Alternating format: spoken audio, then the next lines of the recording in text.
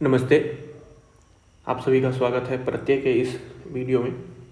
आज हम बात करेंगे केवीएस इंटरव्यू में प्रत्यय से रिलेटेड पूछे जाने वाले प्रश्न और व्याकरण विधि का वहाँ पर क्या संबंध है, इसके बारे में हम बात करेंगे। देखिए, प्रत्यय एक बहुत बड़ा जो सब्जेक्ट या टॉपिक कह सकते हैं आप, टॉपिक है। क्यों? क्योंकि यहाँ पर क्या पूछा जा सकता है ये एग्जैक्ट किसी को भी पता नहीं होता, परंतु कुछ चीज़ों को लेकर के बिल्कुल आप अस्वस्थ हो सकते हैं कि हाँ, ये चीज़ें पूछी जा सकती हैं, ये चीज़ें पूछी जा सकती हैं। क्यों?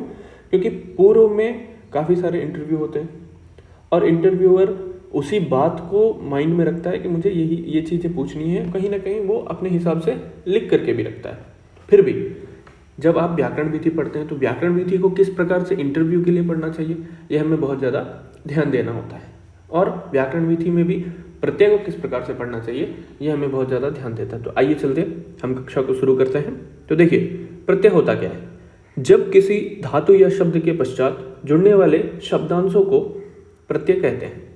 किसी भी धातु और शब्द से शब्द के पश्चात जुड़ने वाले शब्द, मतलब बाद में जुड़ने वाले शब्द। पहले जुड़ने वाले शब्द जो होंगे वो उपसर्ग कहलाते हैं, बाद में जुड़ने वाले शब्द को प्रत्यय कहते हैं। आगे देखिए, धातुओं में जुड़ने वाले प्रत्ययों को कृत प्रत्यय कहते हैं। ये तिंग प्रत्यय से अलग होता है। धातु में जो प्रत्यय जुड़ते हैं इनको हम कहते हैं कृत प्रत्यय। तिंग प्रत्यय जैसे तिप्त झी, जैसे भवति भवता भवंती, ये प्रत्यय नहीं है।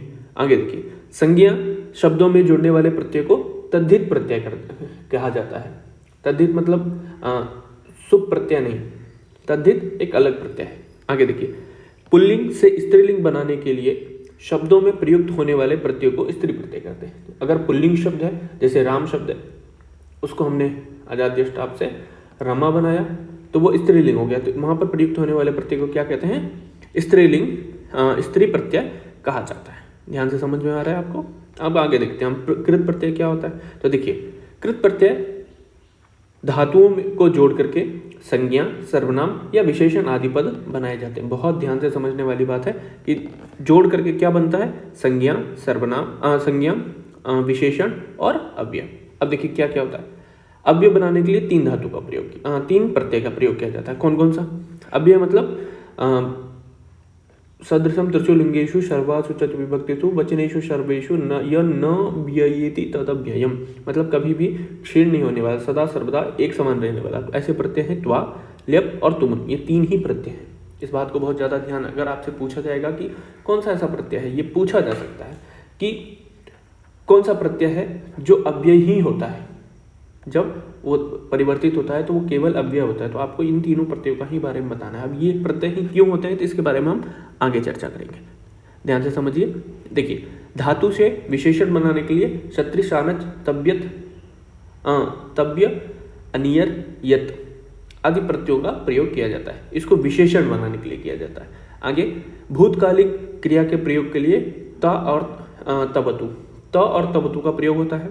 ध्यान से समझिए। और करना चाहिए कि इस अर्थ में क्रिया का जो वाचक होता है वहां पर तव्यत, तव्य, यत इन प्रत्ययों का प्रयोग किया जाता है। ध्यान से समझिए। आगे धातुओं के संज्ञा बनाने हेतु त्रिच, णिच, ड्यूल, न्यूल, ल्युट आदि प्रत्ययों का भी योग किया जाता है। कतिपय परिचय यहाँ पर प्रमुख रूप से दिया गया है, जो आपके सिलेबस में भी लगा है। वही प्रत्यय के बारे में हम यहाँ पर बात करेंगे। देखिए, सबसे पहले हम आते हैं त्वा प्रत्यय के बारे में। त्वा प्रत्यय का सूत्र क्या है? अगर आप संस्कृत में देखते हैं तो त्वा प्रत्यय से आपसे पूछा जाए त्वा प्रत्यय का सूत्र क्या है, तो यहाँ पर आप कह सकते हैं समान कर्तृकयोः पूर्व काले, समान कर्तृकयोः पूर्व काले। उसी का यहाँ पर हिंदी में अर्थ दिया गया है कि वाक्य के मुख्य क्रिया से पूर्व किए गए कार्य में पूर्वकालिक क्रिया को व्यक्त करने के लिए धातु में त्वा प्रत्यय का प्रयोग किया जाता है। आधा क, त और वा। ध्यान से समझिएगा। आधा त है, आधा क है, फिर आधा त है और वा है। इसको तीनों को मिला करके बनता है त्वा। अब समझिए, यहाँ पर कहने का तात्पर्य यह है कि यदि किसी क्रिया में, यदि किसी वाक्य में दो क्रिया हो रही है तो पूर्व जो कर की जा चुकी क्रिया है उस क्रिया में त्वा प्रत्यय का प्रयोग होता है। अगर आप सिंपल शब्दों में कहेंगे तो ज़्यादा आसानी रहेगी। आगे देखिए, मयूरः मेघम दृष्ट्वा नृत्यति। मयूर मेघम दृष्ट्वा, मयूर जो है मेघ को देखने के बाद, यहाँ पर ये देखने वाली जो क्रिया है ये हो चुकी है, तो देखने के बाद क्या कर रहा है, नृत्यति। तो यहाँ पर देखिए दृष्टवा दृश्य धातु के त्वा प्रत्यय के योग में, और यह नर्तक जो क्रिया है यह पूर्वकालिक क्रिया है, इस प्रकार से क्रिया कहा जाता है। आगे देखिए, अब देखिए यहाँ पर क्रि है प्लस आधा त और त्वा, पर यहाँ पर बचा क्या, त्वा। तो ये क कहाँ गया, तो क एक सूत्र आता है, उस सूत्र का नाम है लसक को तद्धिते। इस सूत्र से ल स और क इसका क्या हो जाता है, इसका हो जाता है आपका लोप। इस प्रकार से कह सकते हैं आप। आगे देखिए, तो क्रि प्लस त्वा बराबर कृत्वा मतलब होता है करके। जैसे कार्यम कृत्वा गृहम गच्छ, कार्य करने के बाद या कार्य करके घर को जाओ। गत्वा जाकर, आपणम गत्वा फलम आनय, बाजार जाकर फल लेकर आओ, किसी को आज्ञा दिया जा रहा है। आगे देखिए, नत्वा तो नमन करके, सरस्वतीम देवीम नत्वा पाठम पठा, हमेशा भगवती को सरस्वतीम देवी नत्वा प्रणाम करने के बाद या प्रणाम करके पाठ को पढ़ो। पीत्वा पीकर, दुग्धम पीत्वा शयनम कुरु, दुग्ध पीने के बाद या पीकर शयन करो। सुनकर, श्रुत्वा वार्ताम श्रुत्वा आनंदोस्मि, श्रुत्वा आगतोस्मि, वार्ताम श्रुत्वा आगतोस्मि, बात सुन करके, मतलब कुछ बातचीत हुई, इस बात को सुन करके मैं आया हूँ। आगे देखिए, देखकर, दृष्टवा बहिः दृष्टवा आगच्छामि, बाहर देख करके आ रहा हूँ। उसके बाद में हत्वा मारकर, रामः रावणं हत्वा सीतां प्राप्नोति, राम जो है रावण को मारने के बाद या मार करके सीता को प्राप्त करते हैं। आगे देखिए, पूछकर, पृष्ठवा गुरुं पृष्ठवा आगच्छामि, गुरु जी को या गुरु को पूछकर आ रहा हूँ। त्यक्त्वा त्याग करके, सीतां वने गत्वा लक्ष्मणः आगतः, सीता जो है वन में जाकर, त्याग कर, त्यक्त्वा मतलब सीतां वने गत्वा लक्ष्मणः आगतः, हाँ, सीता को वन में त्याग कर लक्ष्मण आए, आगतः। छूकर, स्पृष्ट्वा मम मित्रम माम स्पृष्ट्वा गतः, मेरा मित्र मुझे स्पर्श करके गए। जानकर, ज्ञात्वा परीक्षां फलं ज्ञात्वा सः अतीव प्रसन्नः अस्ति, परीक्षा फल को जान करके, परिणाम को जान करके वह बहुत प्रसन्न है। पढ़कर, सः अहम पुस्तकं पठित्वा ज्ञानं प्राप्स्यामि, मैं पुस्तक पढ़ के ज्ञान को प्राप्त कर रहा हूँ या करूँगा, प्राप्स्यामि करूँगा, है ना, इस प्रकार से। आगे देखिए, गिरकर, पतित्वा अश्वः पतित्वा उत्थिति, अश्वः पतित्वा उत्थिति, अश्व जो है वो गिरकर उठता है। आगे देखिए, पूजयित्वा देवीं पूजयित्वा मेलापकम करिष्यामि, देवी की पूजा करके मेलापकम करिष्यामि। फिर मिलते हैं। आगे देखिए, इन प्रत्ययों में क्या होता है, ये प्रत्यय अव्यय होता है, क्योंकि ये अव्यय होते हैं इसीलिए इनका रूप परिवर्तित नहीं होता है। ये स्त्रीलिंग में भी वैसे होंगे, पुल्लिंग में भी वैसे होंगे और नपुंसक लिंग में भी उसी प्रकार से। देखिए, पुस्तकम नपुंसक लिंग में तो भी पठित्वा ही है, अश्व पुल्लिंग में तो भी पतित्वा ही है, और देवी पूजयित्वा यहाँ पर स्त्रीलिंग है तो भी कोई भी परिवर्तन यहाँ पर आपको देखने को नहीं मिला है। आगे हम बात करेंगे ल्यप प्रत्यय। ल्यप प्रत्यय में क्या होता है, समासेन पूर्वो त्वा ल्यप, उसी का यहाँ पर हिंदी में अर्थ दिया गया है, समासेन पूर्वो त्वा ल्यप। देखिए, पूर्वकालिक क्रिया के अर्थ में ही यहाँ पर भी होता है, जैसे त्वा के जगह पर ही इसका प्रयोग होता है, परंतु यहाँ जहाँ पर धातु में पूर्व कोई उपसर्ग लगा हो, धातु में जहाँ पर पूर्व कोई उपसर्ग लगा हो, वहाँ पर क्या होगा, त्वा प्रत्यय के स्थान पर ल्यप प्रत्यय का प्रयोग किया जाता है। ल्यप प्रत्ययान्त शब्द भी अव्यय के रूप में ही प्रयोग किया जाता है। क्यों, क्योंकि त्वा प्रत्यय भी अव्यय ही होता है, इसका भी कोई रूप परिवर्तन नहीं होता है। अब आप ध्यान से देखिए, ल्यप आधा ल य प, क्या क्या लगेगा, सबसे पहले तो आपका लगेगा जो प है हलंत्यम से इसका लोप हो जाएगा, हलंत्यम सूत्र से बचा क्या, लिया बचा, लिया बचा। आगे देखिए, लिया जो है, लिया ये जो आधा ल है, आधा ल है, ये भी ल स क लसक को दे देने से क्या हो जाएगा, इसका भी लोप होगा, तस्य लोपा से लोप। आगे देखिए शेष क्या बचेगा, य शेष बचेगा, संपूर्ण य, केवल आधा य नहीं, संपूर्ण य शेष बचता है। इस प्रकार से आप कह सकते हैं। आपको समझ में आ रहा होगा। तो आगे देखिए, तो आपका शेष क्या बचा, य शेष बचा है ना। अब जब य शेष बचा तो क्या हो गया, इसमें आपका प्रणम्य, तो प्रणम्य, प्रणम्य ऐसा अर्थ बनता है, ऐसा वाक्य बनता है। तो प्रणम्य, गुरुम प्रणम्य सह पठति, गुरु को प्रणाम करके वह पढ़ता है। विज्ञाय, विज्ञाय, तो जानकर, वार्ता विज्ञाय त्वम आगच्छ, वार्ता को जान करके तुम आओ, अर्थ सेम ही है। आगत्य, गृहात् आगत्य सह पाटलिपुत्रम गतवान, घर से आकर के वह पाटलिपुत्र गया। लाकर, आदाय, किम आदाय सह समायातः, क्या ला करके, क्या लेकर के वह आया है। समायातः, समायातः आया है, समागत मतलब शामिल हुआ है। विस्मृत्य, भूलकर, पाठम विस्मृत्य सह किम कर्तव्य मूढ़ः अभवत्, पाठकर को भूल करके वह किम कर्तव्य, अपने कर्तव्य से क्या हो गया है, विमूढ़ हो गया है। विजित्य, शत्रुन विजित्य राजा प्रसन्नः अभवत्, राजा को शत्रु से जीत करके राजा क्या हुआ, प्रसन्न हुए। उड़कर, उड्डीय, उद्डील्यप, खगाः उड्डीय, उड्डीय प्रसन्नः भवन्ति, खग जो पक्षी हैं, उड्डीय मतलब उड़ करके प्रसन्न होते हैं। लाकर, शिष्य शुल्कम आनीय गुरुवे दत्तवान, आनीय, आनील्यप, आनीय ऐसा बनता है। तो शिष्य जो है वो गुरु को शुल्क, धन ला करके गुरु को देते हैं। उपकृत्य, उपकार करके, सज्जनाः उपकृत्य विस्मरन्ति, सज्जन जो लोग होते हैं उपकार करके क्या हो जाते हैं, भूल जाते हैं। आगे ये उनकी बड़प्पन की बात कर रहा है। आगे देखिए, प्राप्ल्यप, प्राप्य, प्राप्य बिल्कुल पूछा जा सकता है, क्योंकि प्राप्य आपको भी है। प्राप्ल्यप, प्राप्त करके, शिक्षा, छात्रः परीक्षा फलम प्राप्य प्रसन्नः जातः, छात्र जो हैं वो परीक्षा फल को प्राप्त करके क्या हो गए, प्रसन्न हो रहे, प्रसन्न हो गए। देकर, प्रदाय, निर्धनेभ्यः धनम प्रदाय धनिकः गतः, निर्धन को धन दे करके, प्रदाय मतलब दे करके, धनिक जो हैं वो चले गए।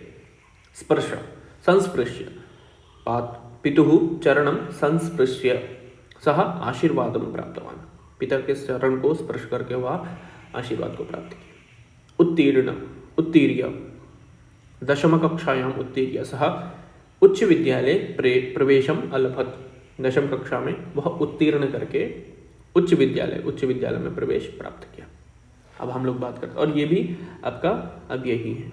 आगे हम बात करते हैं तुमुन प्रत्यय को। यह होता है निमित्तार्थ के अर्थ में। इसका सूत्र क्या है, तुमुन वलो क्रियायाम क्रियार्थाम।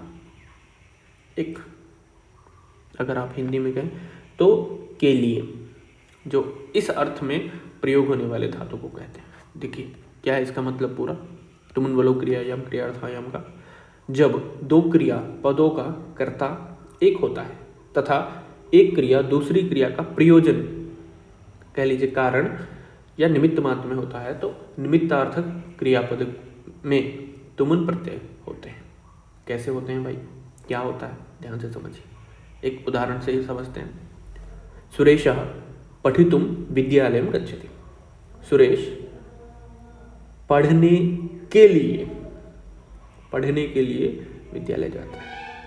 अब विद्यालय क्यों जाता है, तो वहाँ पर कारण क्या है, निमित्त क्या है, प्रयोजन क्या है, तो पठितुम पढ़ना, तो इसीलिए पढ़ना में क्या हो जाएगा आपका तुमुन प्रत्यय हो जाएगा। पढ़ने के बाद नहीं, यहाँ पर अगर पढ़ने के बाद होता तो वहाँ पर तो आप या ल्यप प्रत्यय का प्रयोग होता, परंतु पढ़ने के लिए जा रहा है तो इसीलिए पठितुम ऐसा होगा।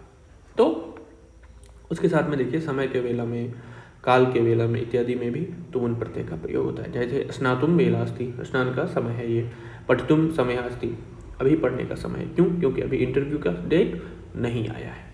आगे देखिए, तुमुन प्रत्यांत शब्द भी अव्यय होते हैं, इसका रूप भी नहीं बदलता है। ध्यान से समझ लीजिएगा, ये तीनों त्वा ल्यप तुमुन ये अव्यय शब्द होते हैं, इनका रूप नहीं बदलता है। इंटरव्यू में बिल्कुल ये प्रश्न आपसे पूछे जा सकते हैं अगर प्रत्यय से रिलेटेड आपसे प्रश्न पूछा गया है तो, और आपने थोड़ा बहुत बताया है तो। और ध्यान दीजिएगा 3 सूत्र आपको जरूर आने चाहिए। समान कर्तृकयोः पूर्वकाले त्वा प्रत्यय के लिए, समासेन पूर्वोक्त्वा ल्यप, ये आपका ल्यप प्रत्यय के लिए, और तुमुन वलो क्रियायाम क्रियार्थानाम, तुमुन वलो क्रियायाम क्रियार्थाम, ये 3 प्रत्यय आपको बिल्कुल आने चाहिए। 3 सूत्र जो हैं ये बिल्कुल आने चाहिए। अगर आप इन 3 सूत्रों को बोलते हैं तो इसका प्रभाव अच्छा पड़ता है। इसलिए अच्छा पड़ता है क्योंकि उनको भले आप फिर उसका अर्थ हिंदी में बताएं, परंतु इससे उनको यह पता चलता है कि आपको संस्कृत आ रही है। इस प्रकार से भी इंटरव्यूअर को आप बता सकते हैं। गम प्लस तुमुन बराबर गंतुम। अब गम प्लस तुमुन बराबर गंतुम, तो यहाँ पर शेष क्या बचता है? तो तुम शेष बचता है, तुम शेष बचता है। इस प्रकार से होता है। आगे देखिए, जाने के लिए सह गृहम गंतुम उद्युक्तः अस्ति, वह घर जाने के लिए क्या है? उद्युक्त है, मतलब तैयार है। उद्युक्तः मतलब तैयार, मारने के लिए। हंतुम, मृगः हंतुम सिंहः समुद्युक्तः अस्ति, तैयार है। सम उपसर्ग लग गया तो सम उद्युक्तः हो गया। उसके बाद में पीने के लिए पातुम, सह जलम पातुम, सह जलम पातुम सह नदीम गतवान, सह नदीम गतवान, जल पीने के लिए वो कहाँ जा रहा है? नदी जा रहा है। तो नदी क्यों जा रहा है? जल पीने के लिए जा रहा है। तो स्नानार्थम, या जो भी आप अर्थ के भी अर्थ में कह सकते हैं आप। देखिए निमित्त अर्थ में भी आप तुमुल प्रत्यय का प्रयोग कर सकते हैं। आगे देखिए, सह स्नातुम तरणा तालम अगच्छत, मतलब तैरने वाली जो नदी, तैरने वाला जो तालाब होता है वहाँ पर स्नान करने के लिए हो गया। ऐसा नहीं डूबने वाला तालाब नहीं है। उसके बाद में देने के लिए उत्तम जनः ज्ञानम दातुम इच्छुकाः भवन्ति, जो उत्तम लोग होते हैं वो लोग अपना ज्ञान देने के लिए इच्छुक रहते हैं। तो इच्छुक क्यों है? ज्ञान देने के लिए, पूछने के लिए। छात्रः प्रश्नं प्रष्टुं समुत्सुकाः भवन्ति, छात्र जो है प्रश्न पूछने के लिए उत्सुक रहते हैं। समुत्सुकाः, सम उपसर्ग लग गया है इसीलिए उत्सुक धातु में उत्सुक। आगे देखिए, देखने के लिए चित्रम दृष्ट्वा दृष्टुम बालकः आगच्छत, चित्र को देखने के लिए बालक आ रहे हैं, आगच्छत आए हैं। आगे देखिए, हंसने के लिए सह अहम हसितुम इच्छामि, मैं हंसने की इच्छा रखता हूँ। मैं किस चीज़ की इच्छा रखता हूँ? क्या कारण, क्या है इच्छा, क्या कारण है मेरी इच्छा की? तो वहाँ पर हसितुम मेरी इच्छा है। आगे देखिए, खाने के लिए बालकः आम्रम खादितुम इच्छति, आम को खाने की इच्छा रखता है। आगे देखिए, खेलने के लिए शिशुः कन्दुकेन क्रीडितुम इच्छति, तो खेलने की इच्छा रखता है। सः भाषितुम उत्थितः, वह बोलने के लिए उठे। क्यों उठे? बोलने के लिए उठे। जीने के लिए सर्वे जीवितुम अभिलषन्ति, बिल्कुल सभी लोग जीने की अभिलाषा करते हैं। कहने के लिए कथाम कथयितुम सः आगच्छत, कथा करने के लिए सः आ रहे हैं। अब देखिए यहाँ पर भी एक बहुत ध्यान देने वाली बात है। शक, शक मतलब सकना, इश मतलब चाहना। इन धातु के पूर्व क्रिया में तुमुन प्रत्यय का प्रयोग होता है। जैसे मैं पढ़ सकती हूँ या मैं पढ़ सकता हूँ या पढ़ना चाहती हूँ। तो देखो यहाँ पर पढ़ना और सकना दोनों धातु है, और पढ़ना और चाहना ये दो क्रिया, परंतु यहाँ पर भी तुमुन प्रत्यय का प्रयोग किया जा सकता है। कैसे? अहम पठितुम शक्नोमि और अहम पठितुम इच्छामि। इस प्रकार से मैं पढ़ सकती हूँ और मैं पढ़ने की इच्छा रखती हूँ। बालकः तर्तुम शक्नोति सः गातुम शक्नोति, वह बालक जो है वह तैर सकता है, वह गा सकती हैं। त्वम किम कर्तुम शक्नोति, आप क्या कर सकते हैं? कमेंट में लिखे बताएं। ते चलितुम न शक्नुवन्ति, वह चल नहीं सकते हैं। वयम धावितुम न शक्नुमः, हम लोग दौड़ नहीं सकते हैं। अब देखिए, तुमुन का प्रयोग करते हुए इच्छुक अर्थ वाले संज्ञा पद भी बनाया जा सकता है। कैसे? गंतुकामः, जाने का उत्सुक या जाने के लिए इच्छुक। पठितुकामः, चलने के लिए, पढ़ने के लिए इच्छुक। बद्धुकामः, चलितुकामः, लेखितुकामः, हसितुकामः, वक्तुकामः इत्यादि। इस प्रकार से आपका यह जो 3 त्वा प्रत्यय, ल्यप प्रत्यय और तुमुन प्रत्यय, यह आपका आज अच्छे से हो गया है। कुछ भी अगर इसमें प्रश्न हो तो आप बिल्कुल पूछ सकते हैं। आगे देखिए, इसको अगर आप करना चाहें अभ्यास कार्य तो बिल्कुल आप कर सकते हैं, क्योंकि इससे आपको रिवीजन भी आपका हो जाएगा और आपको ये पता समझ में आएगा कि हाँ मैंने जो पढ़ा वो मुझे समझ में आया। इस प्रकार से आप कर सकते हैं।